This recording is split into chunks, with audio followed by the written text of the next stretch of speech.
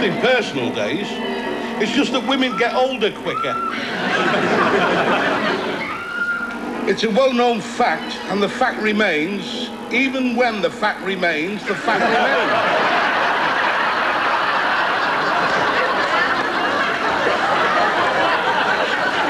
Oh, no more, Chris. I'm calm in a crisis.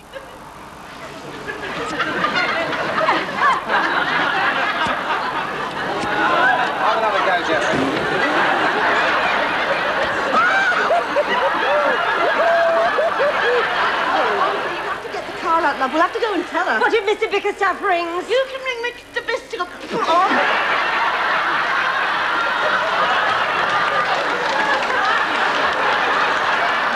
That's me.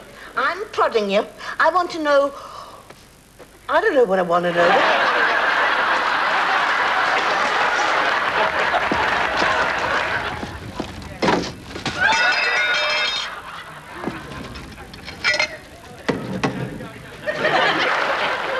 Be a lie, dear, because we are looking for something. What?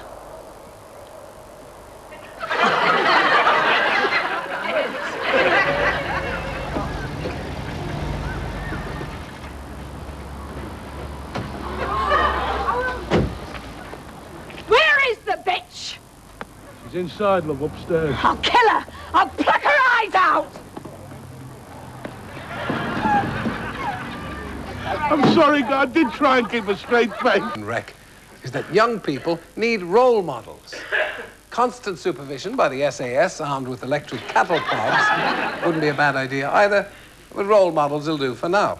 And what finer example could the BBC present to the youth of today than a man who understands the true value of a neat haircut, a smartly pressed blazer, a man with principles who stands foursquare by his beliefs that first is first, and second is where you find the United Kingdom at the Eurovision Song Contest.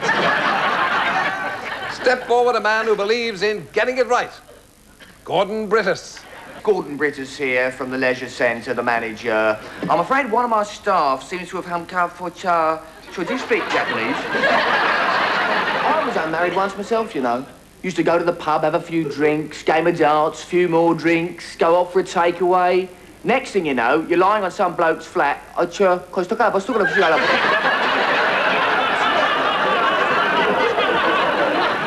now, Angie, I wonder what Patrick's husband would really... Patrick's husband?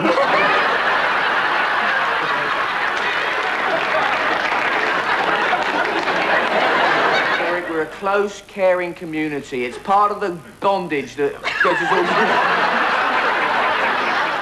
I don't want to give away too much of this early stage, Tim, but I will say this. I have a plan that will ensure that by the end of this evening, we will all know who the real culprit is. My name's Gavin, actually, Mr. Brittas. Is it? What do I call you? Call me Tim, Mr. What I want you to do is set up a first aid station outside. Dad, can I have a quick word? If the word is rise, no, I'm not interested. No, it's not about money. All right, take a seat. I'd like to, but there's not one there. Check the pocket, you never know. Oh, yeah, good idea. Just hang on. Well, there's definitely something in here. Just hang on a minute. If I could get in, I've never known a more complicated bleeding ape. The gods are smiling down upon us. They are saying, mind the teapot. Eddie? Eddie? Right.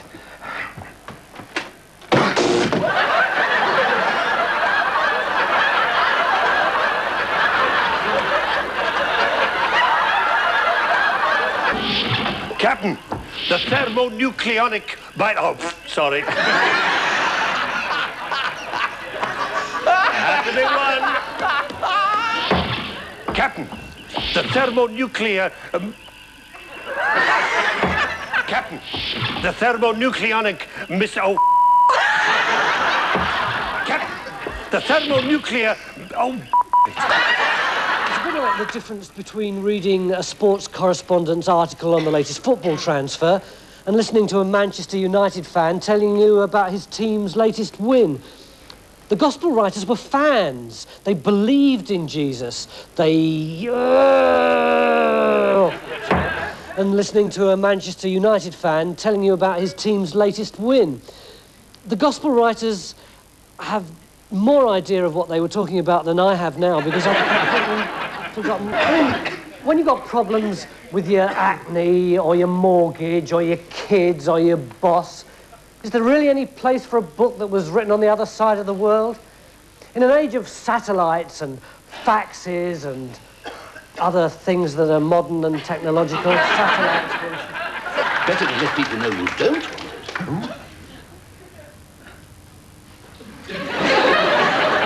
Sorry, can't be my turn.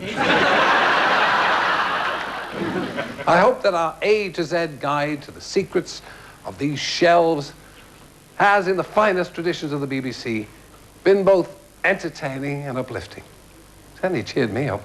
Now, fellow vultures, I must away before the DG's elite guards discover me. Or even worse, the controller of Radio 2 marks me absent without a note. Until our next glimpse of Auntie's bloomers, farewell.